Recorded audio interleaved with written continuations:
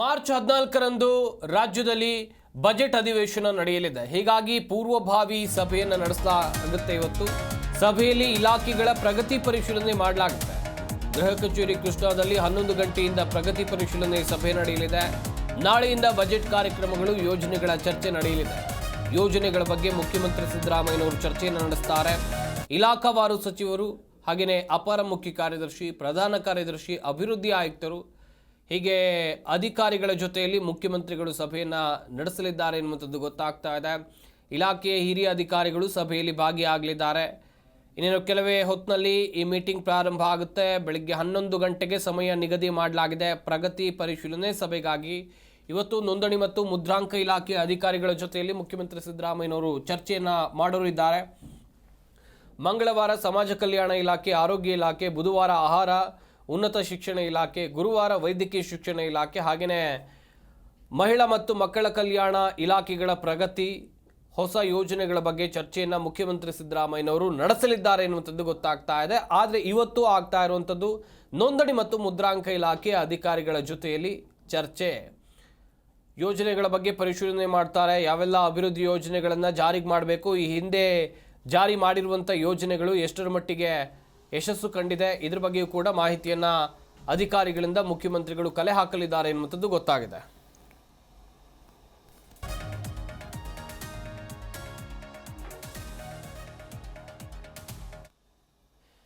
ಈ ಬಗ್ಗೆ ಇನ್ನಷ್ಟು ಮಾಹಿತಿಯನ್ನು ಕೊಡ್ತಾರೆ ನಮ್ಮ ಪ್ರತಿನಿಧಿ ರಾಚಪ್ಪ ಸುತ್ತೂರು. ದೂರವಾಣಿ ಸಂಪರ್ಕದಲ್ಲಿ ಜಾಯ್ನ್ ಆಗ್ತಾ ಇದ್ದಾರೆ. ರಾಚಪ್ಪ, ಗಮನಿಸ್ತಾ ಇದ್ವಿ 11 ಗಂಟೆಗೆ ಪ್ರಗತಿ ಪರಿಶೀಲನಾ ಸಭೆ ನಡೆಯುತ್ತೆ. ಒಂದು ಕಡೆಯಲ್ಲಿ ಬಜೆಟ್ ಬಗ್ಗೆ ಸಾಕಷ್ಟು ನಿರೀಕ್ಷೆ ಇದೆ. ಈಗಾಗಲೇ ಇಲಾಖಾವಾರು ಸಭೆಗಳನ್ನು ಗಮನಿಸ್ತಾ ಹೋಗೋದಾದ್ರೆ ಇವತ್ತು ಯಾವ ಇಲಾಖೆಯ ಜೊತೆಯಲ್ಲಿ ಸಭೆಯನ್ನ ನಡೆಸಲಿದ್ದಾರೆ ಸಿಎಂ? ಸಂಪತ್ ಇಲಾಖೆಯ ಪ್ರಗತಿ ಪರಿಶೀಲನೆ ನಾಳೆಯಿಂದ ಆರಂಭವಾಗುತ್ತೆ. ಮುಖ್ಯಮಂತ್ರಿ ಸಿದ್ದರಾಮಯ್ಯನವರು ನಾಳೆಯಿಂದ ಒಟ್ಟು 8 ಇಲಾಖೆಗಳ ಪ್ರಗತಿ ಪರಿಶೀಲನೆಯನ್ನ ನಿರಂತರವಾಗಿ ಮಾಡ್ತಾರೆ.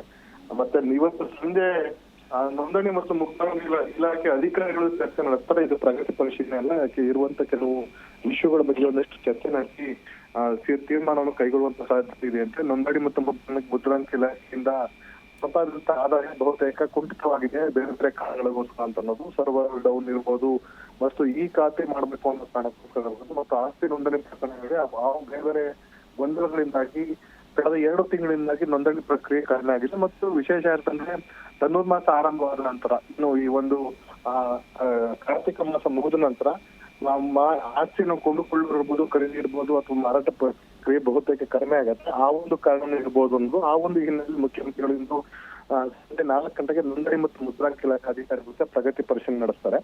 ಅದರ ನಾಳೆಯಿಂದ ಬಗ್ಗೆ ಅವರು ಗುರುವಾರ ತನಕ ಸುಮಾರು 8 ಇಲಾಖೆಗಳ ಬಗ್ಗೆ ಅವರು ಪ್ರಗತಿ ಪರಿಶೀಲನೆ ಪ್ರಗತಿ ಪರಿಶೀಲನೆ ನಡೆಸಲಿದ್ದಾರೆ. ಮುಂದಿನ ದಿನಗಳಲ್ಲಿ ಯಾವೆಲ್ಲ ಯೋಜನೆಗಳನ್ನು ಕೊಡಬೇಕು, ಆ ಒಂದು ಯೋಜನೆಗಳನ್ನ ಈಗಾಗಲೇ ಕೊಟ್ಟಿರುವಂತ ಯೋಜನೆಗಳು ಎಷ್ಟು ಮಟ್ಟಿಗೆ ಅದು ಪ್ರಗತಿ ಆಗಿದೆ ಅಥವಾ ಎಷ್ಟು ರೀಚ್ ಆಗಿದೆ, ಅನುಷ್ಠಾನ ಎಷ್ಟಾಗಿದೆ ಅಂತ ಅನ್ನೋದು.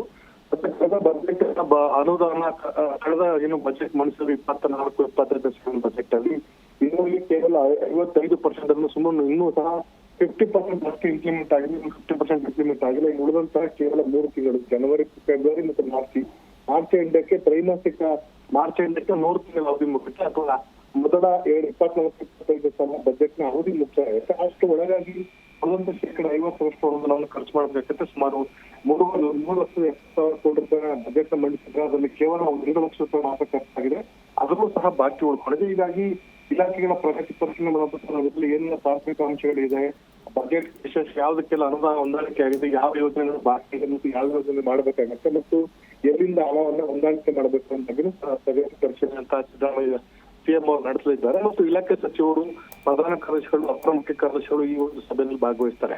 ನಾಳೆಯಿಂದ ಮಂಗಳವಾರ ಸಮಾಜ ಕಲ್ಯಾಣ ಇಲಾಖೆ ಮತ್ತು ಆರೋಗ್ಯ ಇಲಾಖೆಗಳ ಪ್ರಗತಿ ಪರಿಶೀಲನೆ ಮುಖ್ಯಮಂತ್ರಿಗಳು ಹೊಸ ಯೋಜನೆ ಕೊಡಬೇಕು ಮತ್ತು ಈಗಾಗಲೇ ಆಗಿರುವಂತಹ ಯೋಜನೆಗಳ ಬಗ್ಗೆ ಮಾಹಿತಿಯನ್ನು ಪಡ್ಕೊಳ್ತಾರೆ ಮತ್ತು ಅಂಕಿಅಂಶಗಳ ಸಮೇತ ಅನುಷ್ಠಾನದಲ್ಲಿ ಉಂಟಾಗಿರುವಂತಹ ಲೋಪದೋಷಗಳು ಒಂದು ವೇಳೆ ಅಥವಾ ಸರಿಪಡಿಸುವ ಅಥವಾ ಯಾವ್ದಾದ್ರು ಅನುದಾನ ಯೋಜನೆ ಜಾರಿಯಾಗಿದ್ದಲ್ಲಿ ಅದನ್ನು ಘೋಷಣೆ ಮಾಡ್ಲಿಕ್ಕೆ ಅಥವಾ ಆ ಒಂದು ಯೋಜನೆಯನ್ನು ಅನುಷ್ಠಾನಗೊಳಿಸಲಿಕ್ಕೆ ಸೂಚನೆ ಕೊಡುವಂತ ಸಾಧ್ಯತೆ. ಬುಧವಾರ ಆಹಾರ ಮತ್ತು ಉನ್ನತ ಶಿಕ್ಷಣ ಇಲಾಖೆಯನ್ನ ಪ್ರಗತಿ ಪರಿಶೀಲನೆ ನಡೆಸ್ತಾರೆ.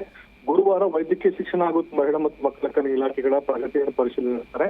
ಈ ಒಂದು ಪ್ರಗತಿ ಪರಿಶೀಲನಾ ಸಂದರ್ಭದಲ್ಲಿ ಮುಂದಿನ ದಿನಗಳಲ್ಲಿ ಈಗಾಗಲೇ ಏನು ಸುಮಾರು 3,70,000 ಕೋಟಿ ಇದೆ. ಹೀಗಾಗಿ ಈ ಬಾರಿ 25-26 ಸಾಲಿ ಸುಮಾರು 4 ಲಕ್ಷ ಕೋಟಿ ರೂಪಾಯಿ ಬಜೆಟ್ ನ ಮಂಡಿಸುವಂತ ಸಾಧ್ಯತೆ. ಪ್ರತಿ ವರ್ಷ ಬಜೆಟ್ ನ 10% 15% ಏರಿಕೆ ಆಗುವಂತದ್ದು ಅದು ಸಾಲ ತೆಗೆದುಕೊಳ್ಳಕ್ಕೆ ಪ್ರಮುಖ ಕಾರಣ. ಹೀಗಾಗಿ ಸರ್ಕಾರ 4 ಲಕ್ಷ ಕೋಟಿ ಬಜೆಟ್ ಮಂಡಿಸುವಂತ ಸಂದರ್ಭದಲ್ಲಿ ಹೊಸದಾಗಿ ಯಾವೆಲ್ಲ ಯೋಜನೆ ಘೋಷಣೆ ಮಾಡಬೇಕು, ಈಗ ಪಂಚ ಗ್ಯಾರಂಟಿ ಯೋಜನೆ ಕೊಟ್ಟಿದ್ದಾರೆ, ಅನುಷ್ಠಾನ ಎಷ್ಟು ಮಟ್ಟಿಗೆ ಆಗಿದೆ ಮತ್ತು ಅಲ್ಲಿರುವಂತಹ ಗೊಂದಲಗಳನ್ನು ಬಗೆಹರಿಸುವ ನಿಟ್ಟಿನಲ್ಲಿ ಸರ್ಕಾರ ಇನ್ನಷ್ಟು ಕೈಗೊಳ್ಳುವಂತ ಸಾಧ್ಯತೆ ಇದೆ. ಈಗಾಗಲೇ ಸಾರಿಗೆ ಇಲಾಖೆಗೆ ದರವನ್ನು ಏರಿಕೆ ಮಾಡಲಾಗಿದೆ.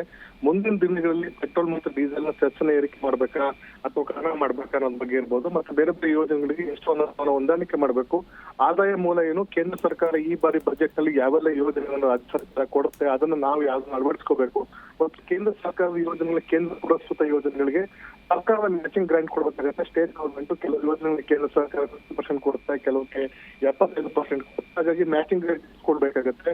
ಹೊಸ ನೀರಾವರಿ ಯೋಜನೆ ಇರ್ಬೋದು, ಅಥವಾ ಬೇರೆ ಬೇರೆ ಸಾಮಾಜಿಕ ಯೋಜನೆ ಇರ್ಬೋದು, ಹೆದ್ದಾರಿ ಇರ್ಬೋದು, ಅಥವಾ ಶಾಲೆ ಕಾಲೇಜುಗಳು ಇರ್ಬೋದು, ಅಥವಾ ಹೊಸದಾಗಿ ಅಪಾಯಿಂಟ್ಮೆಂಟ್ ಇರ್ಬೋದು, ಇವೆಲ್ಲದಕ್ಕೂ ಸಹ ಹೆಚ್ಚುವರಿ ಅನುದಾನ ಏನ್ ಬೇಕಾಗತ್ತೆ ಅನ್ನೋ ಬಗ್ಗೆ ಇಲಾಖೆ ಅಧಿಕಾರಿಗಳು ಸಮೇತ ಮಾಹಿತಿಯನ್ನು ಒದಗಿಸ್ತಾರೆ. ಹೀಗಾಗಿ ಮುಖ್ಯಮಂತ್ರಿಗಳು ಈ ಬಾರಿಯ ಬಜೆಟ್ಗೆ ಅಧಿಕೃತವಾಗಿ ತಯಾರಿಯನ್ನ ನಾಳೆಯಿಂದ ಆರಂಭ ಮಾಡ್ತಾ ಇದ್ದಾರೆ. ಸಂಪತ್, ಥ್ಯಾಂಕ್ ಯು ರಾಜಪ್ಪ ಸುತ್ತೂರು ತಮ್ಮ ಡೀಟೇಲ್ಸ್ಗಾಗಿ.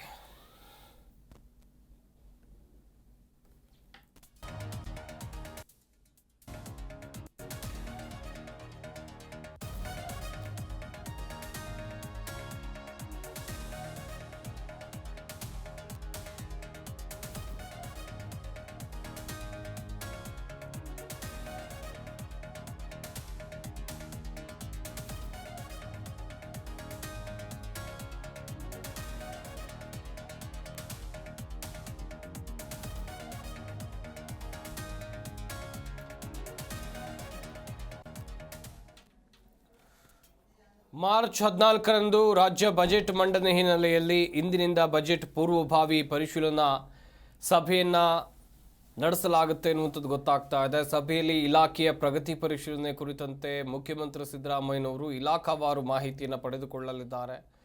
ಮೊದಲನೇದಾಗಿ ಗಮನಿಸ್ತಾ ಹೋಗೋದಾದರೆ ಇಲಾಖೆಗಳಲ್ಲಿ ಆಗಬೇಕಾಗಿರುವಂಥ ಪ್ರಗತಿಗಳು ಏನೇನು, ಯಾವೆಲ್ಲ ಇಲಾಖೆಗಳಲ್ಲಿ ಯೋಜನೆಗಳು ಬಾಕಿ ಇದೆ ಮಾಡುವಂಥದ್ದು, ಇದರ ಕುರಿತಂತೆ ಮಾಹಿತಿಯನ್ನು ಪಡೆಯಲಿದ್ದಾರೆ. ಜಿ ಕನ್ನಡ ನ್ಯೂಸ್ ಈಗ ನಿಮ್ಮ ಮನೆಯಲ್ಲೇ ನೋಡಿ, ಎಲ್ಲ ಕೇಬಲ್ಗಳಲ್ಲಿ ಈಗ ಲಭ್ಯ. ನಿಮ್ಮ ನೆಚ್ಚಿನ ಜಿ ಕನ್ನಡ ನ್ಯೂಸ್ ಈಗ ಸನ್ ಡೈರೆಕ್ಟ್ ನಲ್ಲಿ number 292, Tata play number 1664, Jio TV number 1334, NXT digital number 30, in cable number 30, city networks 51, U digital number 162, GTPL number 17, Rockline telecommunications number 42, Shri Basaveshwara cable number 168, rural cable network 60, Vinayaka digital 57, Abhishek cable 821, city channel 53, Siddeshwara cable network 57, V4 digital Infotech 628, Surya digital networks 53, Gajanan digital number 836, Malnad infotech private limited number 56, Metrocast number 830, victory digital number 167ರಲ್ಲಿ ನೋಡಿ ಆನಂದಿಸಿ.